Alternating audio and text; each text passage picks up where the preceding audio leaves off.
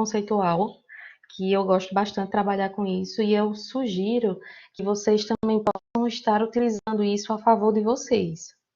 Utilizar o mapa conceitual é uma tecnologia ou uma metodologia ativa para o nosso aprendizado e pode nos ajudar a estar entendendo melhor e conectando melhor algumas ideias. Então, se a gente começa por aqui, o nosso mapa, o nosso sistema nervoso, a gente consegue compreender a sua divisão estrutural inicial. A gente pode entender e dividir o nosso sistema nervoso em central e em periférico, tá? Então, quando a gente fala em sistema nervoso central, a gente fala da divisão ou composição dele em encéfalo e medula espinhal. E essa medula é protegida pela coluna vertebral. Quando a gente continua, né, nessa perspectiva do sistema nervoso, a gente entende que um dos componentes celulares desse sistema ou se chamam os neurônios, que são compostos que fazem parte de todo o nosso tecido nervoso, de todas as possibilidades de comunicações e transmissão de informação no nosso corpo, tá? Então, o encéfalo, que é parte do nosso sistema nervoso central especificamente, ele comanda algumas funções, né? E é protegido pelo crânio, por meninges, que são membranas, por líquidos, como o líquor. E esse encéfalo, ele tem as suas divisões ou composições, né? E a gente vai estar vendo hoje, tá? Quando a gente está falando de sistema nervoso, a gente pode entender que esse é um sistema que ele é responsável pelo ajustamento de todo o organismo do ambiente. Então, tem esse vídeo aqui, esse documentário que eu gostaria que vocês assistissem assim que possível, e aí depois eu vou abrir um fórum para discutir sobre isso também.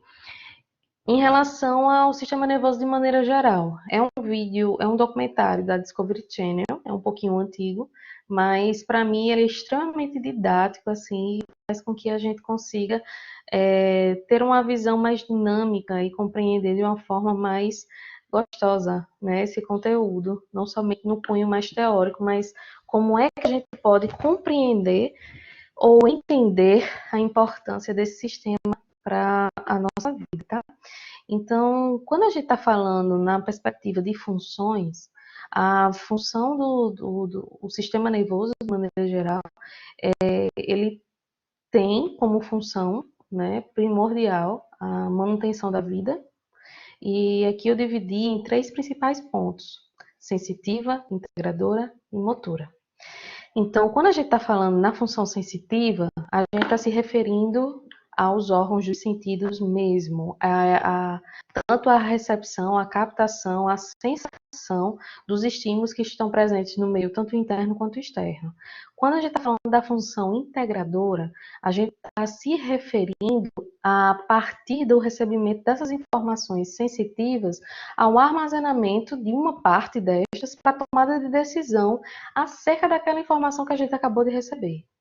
Então, quando a gente está nessa perspectiva de receber informação, integrar, compreendê-la e tomar a decisão, se forma a próxima função do sistema nervoso, que é a função motora, o envio da resposta aos estímulos de contração muscular ou secreção muscular.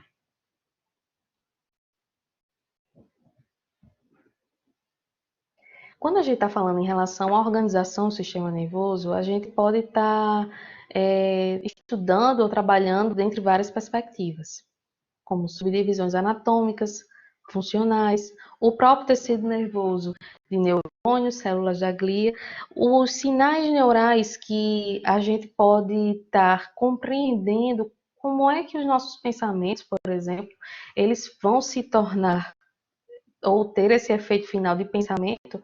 Como é que isso ocorre? Né? Então, a gente está falando da própria transmissão elétrica, que ela se dá a partir do processo do potencial de ação. As sinapses e os neurotransmissores em casos de sinapses químicas. Então, numa perspectiva macroestrutural, a gente, como eu mencionei no início, né, naquele mapa conceitual, o nosso sistema nervoso ele é dividido em central e periférico, e para a gente da psicologia, e nessa disciplina também, a gente vai estar enfatizando muito mais a questão do sistema nervoso central, tendo em vista que as funções mentais elas se localizam no encéfalo, que faz parte do nosso sistema nervoso central, certo? Então, aqui está uma figura que ilustra tanto o sistema nervoso central quanto o periférico. O central, você pode estar observando aqui todo o nosso encéfalo, aqui abaixo a medula, e essa parte em amarelo são os nervos, que são do sistema nervoso periférico, certo? E aí aqui é só uma divisão em relação às estruturas ou às partes que são pertencentes ao encéfalo e a medula, né? A medula não tem nenhuma outra subdivisão, já o encéfalo, por sua vez, ele pode ser entendido e subdividido em três grandes partes: o cérebro, o cerebelo e o tronco encefálico. O cérebro ele é subdividido ainda em telencéfalo e diencéfalo. O tronco encefálico pode ser subdividido em mesencéfalo, ponte e bulbo. O cerebelo, a princípio, para nossa aula, ele pode ser entendido sem nenhuma parte. Mas aí é importante a gente entender para estudos futuros e mais aprofundados que o cerebelo ele tem as suas subdivisões e em relação, ele também é dividido por lobos, certo? Aqui uma imagem, né, de uma visão mais geral do sistema nervoso central. Outro vídeo muito bacana, e aí você que é meu aluno já sabe que eu adoro esse canal no YouTube, que se chama Minutos Psíquicos, e ele tem esse vídeo que é um pouquinho antigo, mas super esclarecedor e dinâmico, que é Este é Seu Cérebro. E aí eu recomendo que você assista.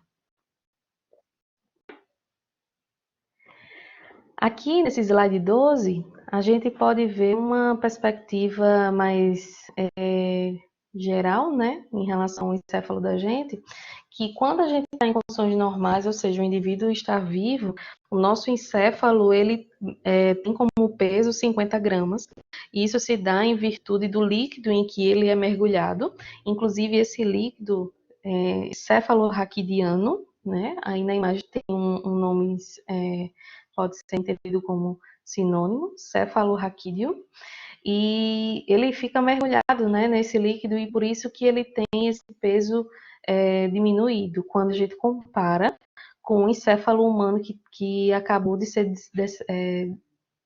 feito a dissecação desse cadáver, né? Essa terceira imagem é um encéfalo humano, não formou já, e aí eu não sei, eu acredito que dê para você perceber que existe uma massa ou uma cor mais escura. Aqui são as meninges, né? Então, quando a gente fala de proteção do sistema nervoso, a gente está falando desse líquido que eu acabei de mencionar para você, essas meninges, né? Então, lembra? Dura mater, pia mater e aracnoide. E a gente também fala do próprio osso, né? Então, o crânio, nesse contexto de encéfalo, ele faz essa proteção, né? E aqui, nesse próximo slide, no 14, eu acabei adiantando um pouco, né? A gente está falando dessa estrutura de proteção que circula, que preenche os ventrículos e também protege o nosso sistema nervoso central, né? Então, esse líquido, ele perpassa não somente, lógico que aqui eu estou enfatizando o encéfalo, mas não é somente, essas proteções não estão somente no encéfalo, desce e perpassa por toda a medula, porque se lembra, a gente está falando do sistema nervoso central como um todo e medula faz parte. Aqui nessa imagem do slide 15, tem especificando as membranas envoltórias do nosso sistema nervoso central. Então, aquela membrana que ela é mais aderente ao tecido nervoso é o que a gente entende por Pia mate. A membrana, que é a mais externa, que estava lá naquela foto anteriormente, mas só um instante. Que estava mais. Aqui, você consegue me ouvir direitinho? Deixa eu só verificar se está tudo ok, tá?